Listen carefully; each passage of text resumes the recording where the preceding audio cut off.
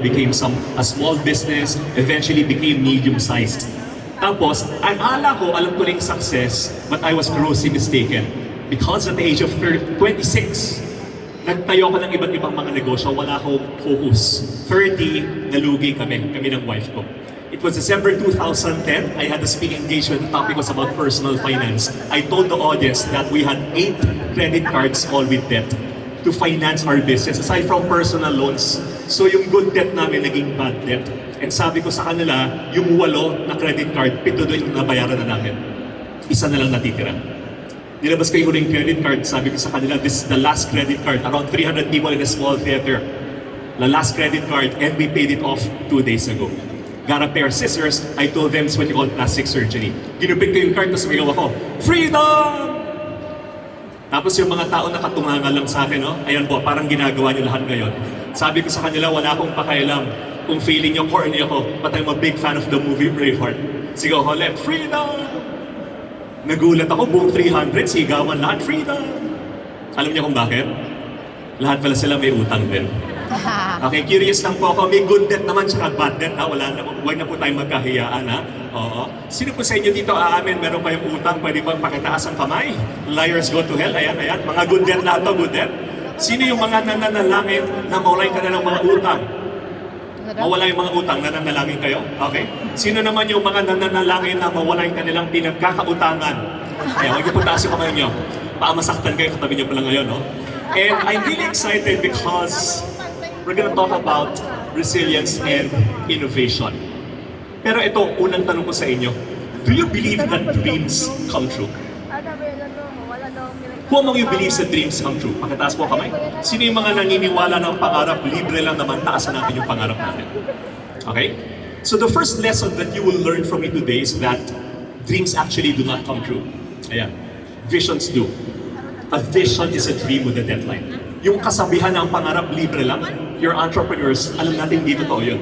Ang pangarap, it can be very, very expensive.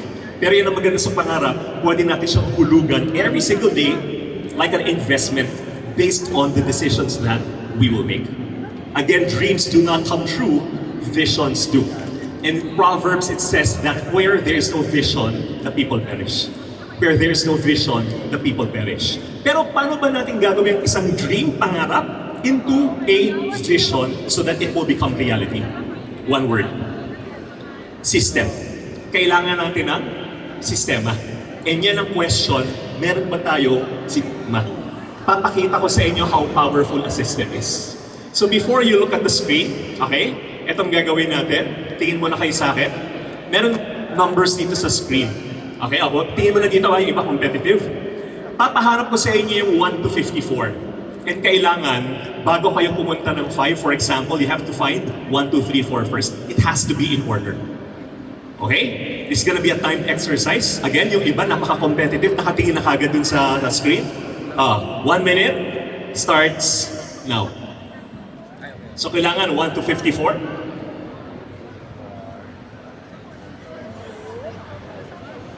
Okay, 10 seconds. Ajud ko kita satu.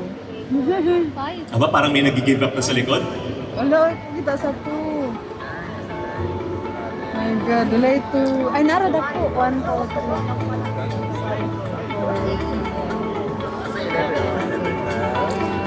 Last 30 seconds.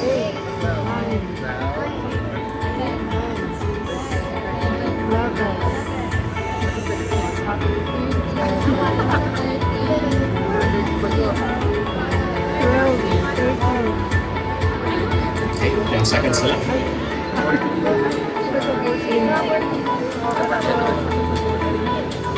Okay, time's up.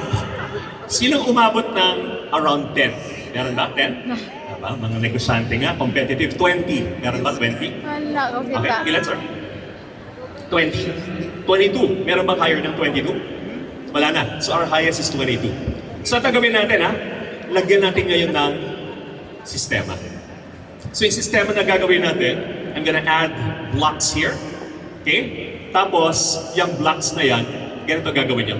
Hahanapin nyo yung 1 to 54, but use the system. 1, 2, 3, 4, 5, 6, 7, 8, 9, and go back to the top, 10, 11 po. Gawin natin. So again, it's gonna be a timed exercise. 1 minute starts Now, and this time around, please raise your hand if you are finished. By the way, you don't have to announce your answers. Yung iba ina-announce sa katabi, no? 1, 2, 54.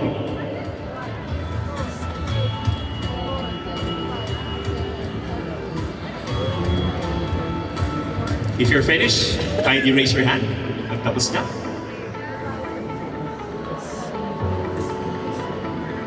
It's 30 seconds. Ayan, may tapos na. 30 seconds pa lang. Natapos na. Partida pa si Ma'am, may ano pa, may kasama pang baby Okay, good. Yan na gede. Last 20 seconds. Great.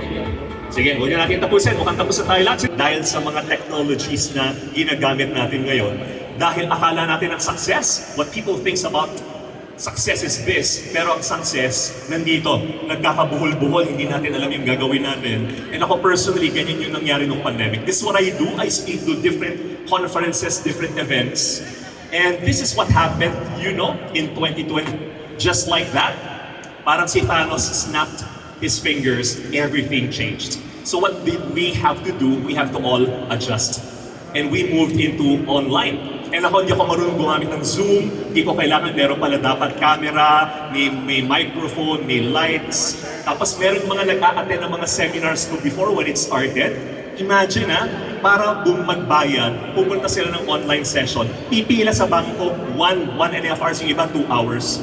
And ngayon, with, di ba? Gcash, isang click lang, less than a minute. With Canva, thank God for Canva. I saw that they're one of your partners. Ang pangit pala ng mga slides ko dati. Noong hindi pa ako nagka-Canva, yung wife ko parang na-reach na niya yung isang record sa Canva sa sobrang dami mga slides na nagawa. With Viber and all these partners, they are actually systems that you can use. Listen to this, it's very important. Most people have tools, but winners, they have systems. So this is, in a way, what we have to do in terms of system. And a system on how we can build resilience. A system on how we can actually create innovation. Dahil dito sa mga ginagawa natin, maraming mga challenges. Gusto niyo example ng challenge? Ayan, tignan niyo po yung mga katabi niyo. Look at that face. Ano po tawag dyan? Challenge daw, no? Okay. Hindi yan challenge, ano yan? Opportunity. Now, let me talk about resilience first. Resilience. This is an awesome metaphor of resilience. Like a spring or like a bamboo tree that it's firmly rooted and yet it is flexible. So, tuturo ko sa inyo kung ano yung mga ginagawa ng mga negosyante. Personally, natutunan ko sa mga friends ko and also those that conducted research na both empirical and also experiential. Now, ito ang problema pagdating sa resilience. The problem with the problem is not a problem. In fact, the word problem comes from the Latin word problemo. Pro meaning before, blemo meaning barrier, the barrier before us. Like what I was saying, the problem with the problem is not the problem. The problem with the problem is how we see the problem. And the biggest problem of all is if I am the problem. If you are the problem. Because you cannot face a problem if your problem is your face. Another example, look at your seatmate. Ano pong tawag dyan again? Problem na naman kayo. Masyadong honest. Solution po ang tawag dyan. Ang resilience, ganito siya. First and foremost, we have to understand this. If I mention the word money, what is the first thing that comes into your mind? Pag sinabi ko yung pera, ano unang pumapasok sa isip niyo? Bills, ayan. Hashtag hugot. Ano pa ba? Solution. Happiness. Come again? Tool. Yeah. Ito pong group nito napapansin ko, nandito na po ako sa harap nila. Kunwari walang nakikita. Tapos nagpipray na yan, Lord, sana huwag kaming tawagin. Okay, prayer group, ano natin? Pag sinabing money, ano ba? Opportunity, wow. Money, 3 more. Money. Budget, mga ladies, pag sinabing word na money, ano muna po pasok sa isip niyo? Shopping. Ayun na, shopping. Oo. So, kanina yung misis ko, hindi yan romantic. Ako din, di ako romantic, pero pag nasa mall kami, nakita niyo yung 4-letter word, ano yun? Love. Sale. Sale. Ayan, ako nagiging super romantic ako, no? Sale. Yung pagkakawa ko ng kamay, napakadigin. Alam niyo, konti lang sa atin na ang tingin sa pera ganito. Marami sa atin ang tingin natin sa pera, ganyan. Tama ba? Hindi yung mga Pinoy, no? Tayo lang makakaisip nito. Tayo lang. Yun yung ginawa niya. Tapos hindi pa tapos. Ayan, meron pa siyang ginawang ganyan. Pero ganito kasi, pagdating sa binabanggit ko kanina na sistema, okay? By the way, before I forget, share this story. Sino sa inyo dito you are married? Pakitaas ang kamay. You're married? Good. Happily married? Eh, nagbabano kamay ng mga iba, no? May isa akong seminar, sabi ko, sino happily married? May sumagot. Ako, happily married. Yung misis ko, happy, ako married. Sabi na gano'n. Papunta kami ng Davao kanina. Tapos, hindi ako nakikipag-usap pag nasa aeroplano, pag di ko kilala. Hindi ko po napigilan. May katabi ako. Ang laki ng sing-sing niya. Ang laki. So, hindi ko napigilan. Sabi ko, wow, that's a beautiful ring. Sumagot sa akin, thank you. It's my wedding ring. So nagtaka ako, yung wedding ring nasa middle finger, hindi dun sa ring finger. Sabi ko, maling daliri, nakalagay yung wedding ring mo. Sabi niya, mali kasi yung napangasawa ko. Towing. Yan din ang question sa sistema. Are we married to the right system? Are we married to the right partner? And you have to choose your partners wisely. Now, if I hear the word money, the first thing that comes into my mind is the image of my mom. My mom and I, we were close when I was young because my mom was so strict. Pinapalo ako niyan pagbagsak yung mga exam ko to the point na tinatapon ko yung test paper ko or tinatago ko. Biruin mo, sabihan ka ba naman ng nanay mo eh. Ikaw bata ka, pag bumagsak ka na naman, huwag mo na akong tawaging nanay. Hindi ka pa naman matakot nun. So kinabukasan sabi sa akin, anak, kamusta ang exam mo? Sabi ko, okay naman po, kaibigan. Okay, yung mga hindi po nakakuha, I'll give you mga 5 to 10 seconds. Ay, medyo nagbabuffering tayo, no? Matagal tayo hindi nagsama-sama. Tapos yung mom ko, when she got older, we became closer. Tapos one day, my mom was diagnosed with cancer. She was in and out of the hospital until one day, delikado na, nasa ICU na. Naiwan kami ng mom ko dun sa room, my siblings haven't eaten yet. So, hinihilot ko yung forehead ng mom ko, tapos binubulungan ko siya. Sabi ko, Mami, huwag ka matakot, mahal na mahal ka namin, hindi ka namin pababayaan, hindi ka namin iiwan. Yung mom ko, inangat yung oxygen mask, tapos tumingin sa akin, naghuling bilin.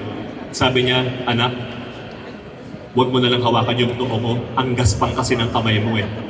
Mamamatay na yung mom ko, nagpapatawa pa. After 2 days, my mom died. A few years before that, I lost my business. And the first person who called me was my mom. Alam niya, ang laki ng utang ko, baon na baon kami. My wife was about to give birth. Sabi niya sa akin, Jason, may konti akong pera dito. Yung pinapahiram niya sa akin, ganito kalaki. Compared dun sa kailangan ko ng malaki-malaki. Tinatanggihan ko yung mom ko, sabi ko, Mami, okay lang, we will manage. But you know how moms are, she persisted.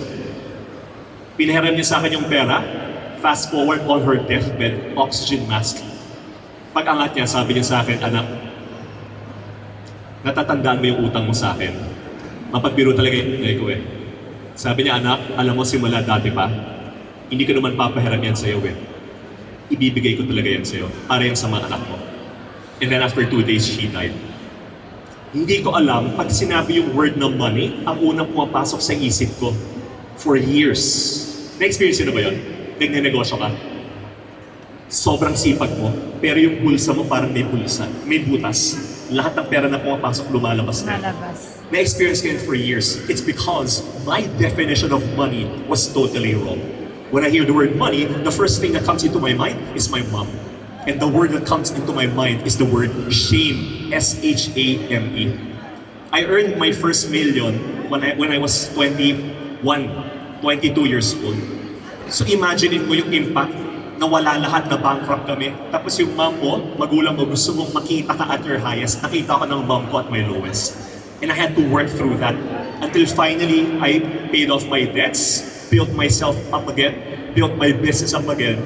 And in 2014, finally, I wrote a book entitled Determined. It was Miss Connie Reyes who encouraged me to write that book in one prayer meeting out of all places. Hindi kami nag-uusap ha.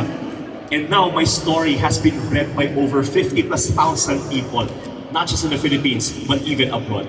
Yung mga tao na wala ng pag-asa, yung iba gusto na magpakamatay, yung iba maghihiwalay na mag-asawa, nalugi yung negosyo, hindi na makauwi ng OFW. Hindi ko alam yung story ko pala, it will become a source of inspiration.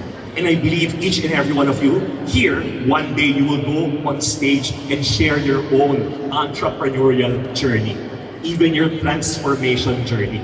Kaya may isa akong kaibigan, kausap ko siya. Sabi niya sa akin, Jayson, pag ikaw nawalan ka ng pera, nagpa-advise ako, he recovered already. Tapos ako baon pa rin ng utang. Sabi sa akin, Jayson, pag ikaw nawalan ka ng pera, huwag na magmumukhang kawawa. Kasi lalayuan ka ng mga tao. Kasi kawawa ka na nga eh. Magmumukha ka pang kawawa. Ang tawag na sa'yo, chihuahua. And ever since that time, I never considered myself poor. Never. Even though we were millions in debt, I only considered myself broke. Because poor is permanent, it is a state of being, but broke is only temporary. One day, matatapos din yan. Yes. Are you getting this? And finally, ngayon, ang definition ko ng money is now honor. To honor the memory of my mom. Because 99%, listen ha, importante ito, 99% of your performance is gonna be driven by one word. 99% of what you will be achieving will be driven by one word. 99% of how your people, your family, in your company will perceive their work is gonna be driven by one word. And that word is meaning. Change your meaning, you will change your life. Resilience is about changing our meaning. This is Viktor Frankl. Dr. Viktor Frankl wrote the book Man's Search for Meaning. He was imprisoned in the Nazi concentration camps when Nazi Germany invaded Europe, annihilating millions of Jews. He saw some of his loved ones killed, some right in front of him. His parents died, his sister died, his closest friends died, and many were scarred for life, even after the war ended. But not Viktor Frankl.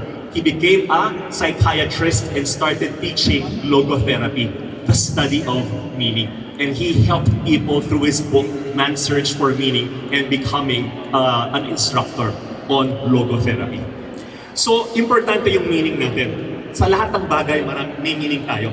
Dito sa room, we have around almost 100 different meanings na nakikinig ngayon. Iba-iba. Pag sinabi ko yung word na pera, family, iba-iba yung meaning natin. Pag sinabi kong business, anong unang pumapasok sa isip nyo? Yan ang gagawin din natin. Papaguhin natin yung definition ng business. Kilala niyo po kung sino to? Do you know who this guy is? Anyone? Chris, okay, thank you so much yung mga sumagot. Napaghahalataan ng edad. Okay, marami din nakilala eh. Si Christopher Reeve, many would say that he was the best Superman. In the 90s, he became a real-life Superman when he had an accident. Horseback riding, he fell paralyzed from the neck down. Sabi ng doctors, you will never move again. Accept it. He won't accept it. So he underwent this excruciating electro-therapy. Tapos, after 3 years, he started moving his fingers, his arms, his legs, and it changed medical science research forever. He was interviewed by Barbara Walters. Sabi sa kanya, do you ever get depressed? Siyempre, di ba? Ito yung sagot niya, yes, I only get depressed until 8 in the morning. Because after that, I have so many things to do, I don't have time to be depressed anymore. He also said that many people are normal unlike him, but when you see them, they are actually paralyzed in their mind and in their heart. Change your meaning, you will change your life. Now, it's interesting. Pag sinabing sales, ano unang pumapasok po sa isip nyo? Ano? Sales, benta, quota, target, right? Ito daw, ano sales? Money. Kala ko happiness na naman. Sino pala sa inyo gusto nyo maging happy? You wanna be happy in life? Can you please raise your hand? Okay? Later, I'll share with you how you can be happy. Would you like that? Mahina. Sige, hindi ko na lang sasabihin sa inyo. Ito daw ang sales. Ito yung ginawa nilang study. It's a word cloud of what people would think what sales is. The bigger the words, the more frequent it was mentioned. Ano yung pinakamalaki dito sa words na to? Pushy. Yuck. May nakita kayong positive? Ito, lead essential, important, fun. Pero iba, pushy, yuck.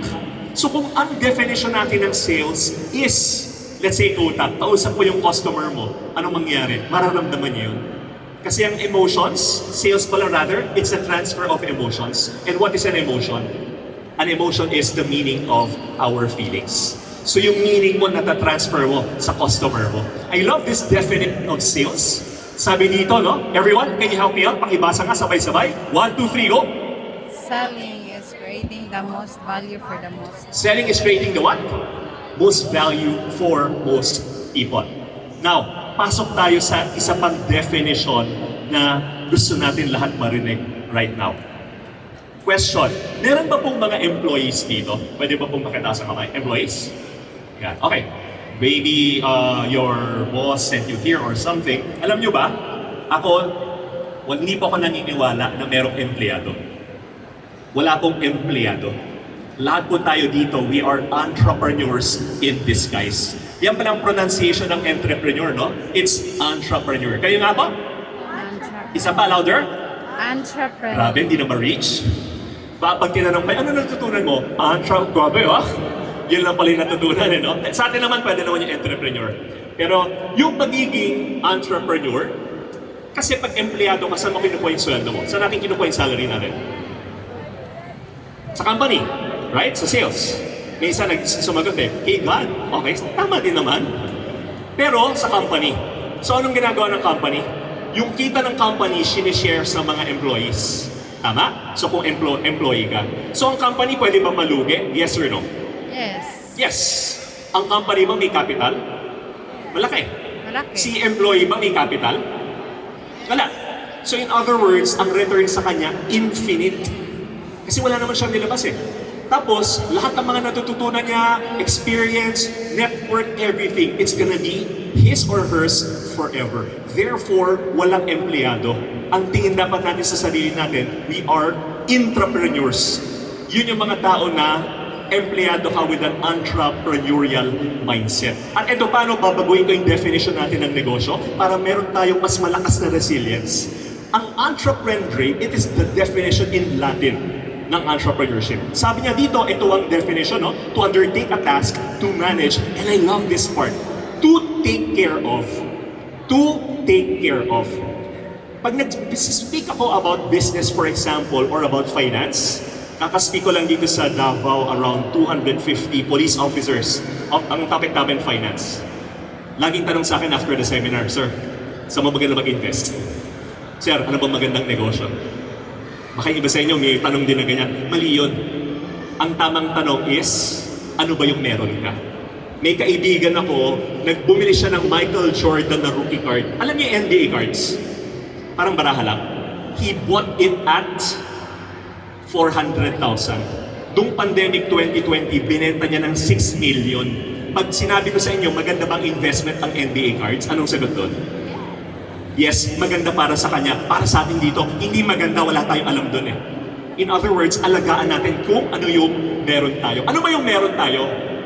For the employees, ang meron tayo, yung work natin, alagaan natin yan. Yung mga negosyante, ano yung meron tayo? Yung negosyo natin. So, that's what entrepreneurship is. In fact, ito, pag pinahulaan ko sa inyo, hindi nyo mahuhulaan. Ang #1 export product ng Pilipinas, aside from OFWs, electronics. Hindi mangga, hindi pinya, hindi coconut. Kasi hindi natin naalagaan yung natural resources natin. Kahit isda, nag-i-import ng Pilipinas. Kaya nga meron tayong food deficiency nung pandemic. Imagine niyo yan. There are 3 types of people who goes to work. The first one are those people who treats their work as a job. The second are those people who treats their work as a career. The third are those people who treats their work as a calling. Ano ba yung job? 15-30 nagtatrabaho tayo para may income. Or pag nagnegosyo tayo, gusto natin kumita yung negosyo natin. Pero kung yun lang ang reason ba't natin ginagawa yung negosyo natin, wala tayong inspiration. Yung second naman, career. Lalo-lalo na sa mga young people. Sino po yung mga young people dito? Pwede ba taas ang kamay? Young people! Ayan, parang marami pong mga sinungaling, no? Ay, mga ano pala, mga next session po natin, kailangan yata, Ma'am Kat, integrity, no? In the workplace. Yung mga young people, listen to this, usong-uso. Meron akong kausap, HR siya ng isang multinational. Dati, hindi ka makaka-resign sa company nila, lalo na pag buntis ka. Kasi ang daming incentives, ang daming benefits. Tumatagal yung mga staff nila ngayon hanggang 3 years lang daw. Kasi naghahanap na kagad ng ibang opportunity. Yung kasabihan na the grass is greener on the other side of the fence. Have you heard of that? Sino po nakarinig na nun? Pwede ba pakitaas ang kamay? Di ba? The grass, sino ba nakarinig na? The grass is greener on the other side of the fence. Alam niyo ba totoo yun? Literally. Because of how nature works, if you're on the other side of the fence, you look at that grass, mukha talaga siyang greener. Pero pag pumunta ka na dun sa kabilang fence, you will notice that the grass is not greener on the other side of the fence. The grass is greener where you are watering it. Grow where you are planted. And yung pangatlo, yan na yung calling. Yan yung mga tao na kahit anong trabaho nila, kahit anong negosyo nila, alam nila, blessing yan. And alam nila, they can turn it into something special. I want you to watch this video of people who turned their ordinary jobs into something extraordinary. Okay, for this next step, move to the dance floor, take your mic in my hand. Beat these moves and watch me.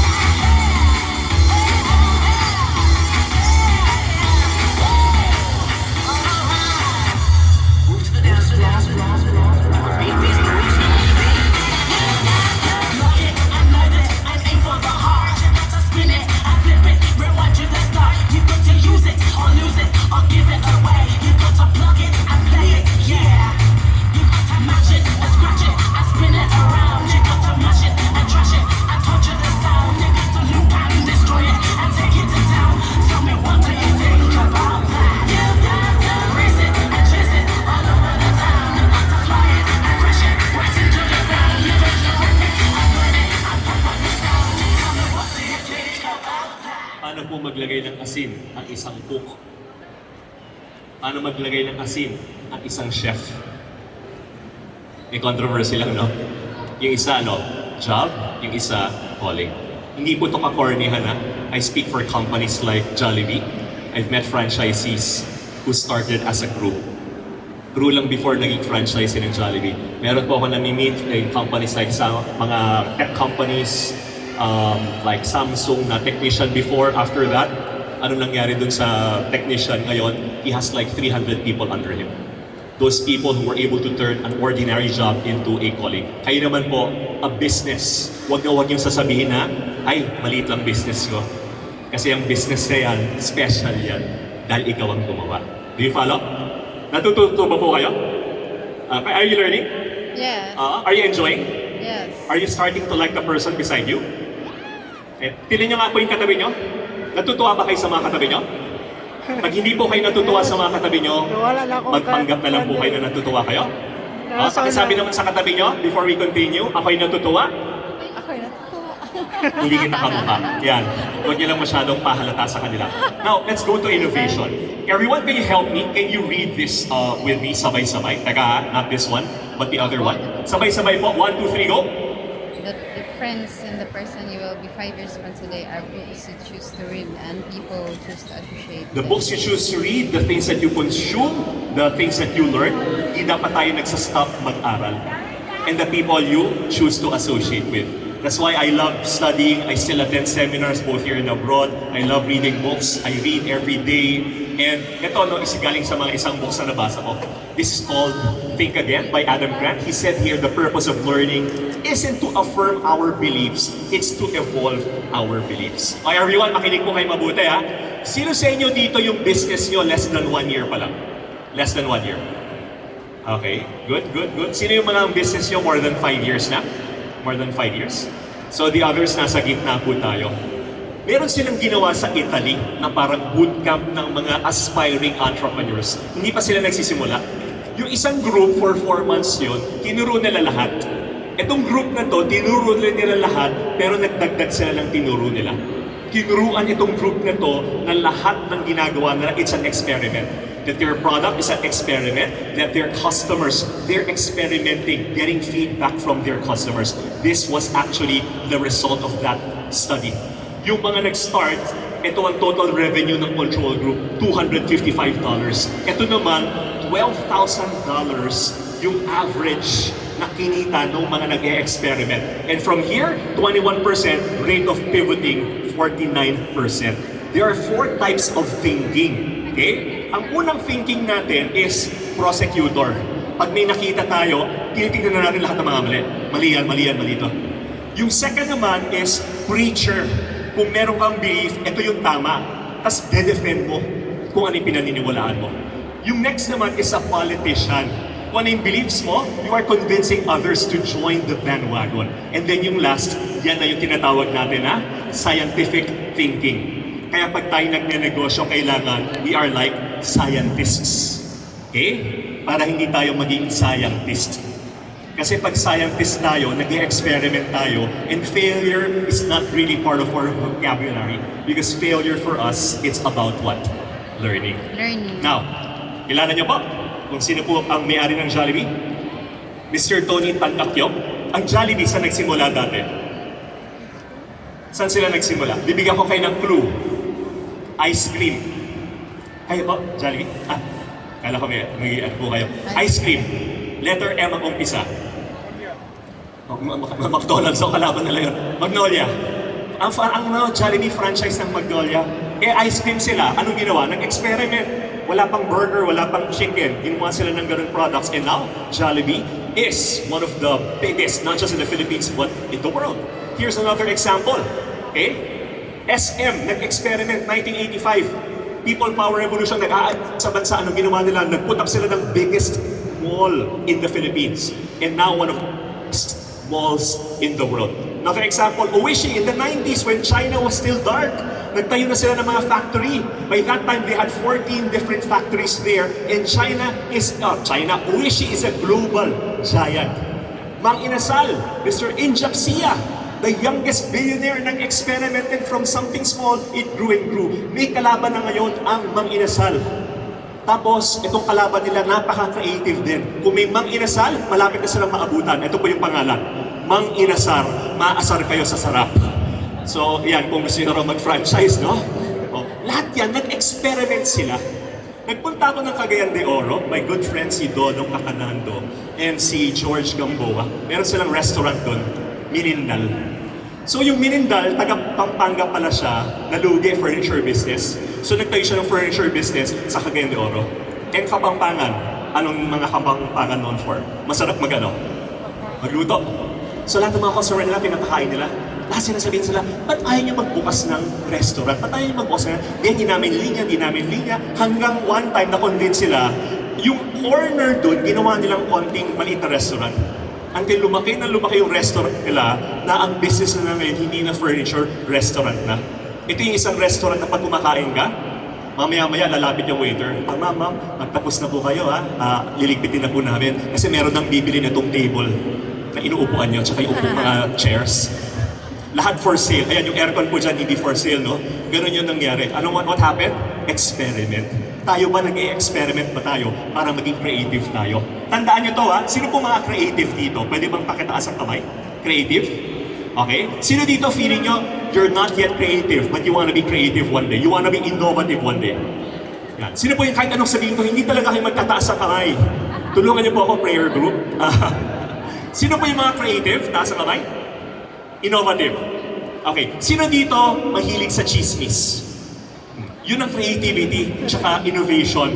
Nagsisimula yan sa curiosity. We have to be curious first. Two types of thinking, growth mindset and fixed mindset. Fixed mindset, pinanganak ako ng mahirap, mamatay ako ng mahirap. Growth mindset, pinanganak ako ng mahirap, kasalanan ko kung namatay ako ng mahirap. Ang fixed mindset, we don't want to fail. Growth mindset, we can fail because it's part of success. Sino pong mga may anak dito? Pakitaas po ang kamay. Ito Henry Cloud, he's a psychologist. Tinanong siya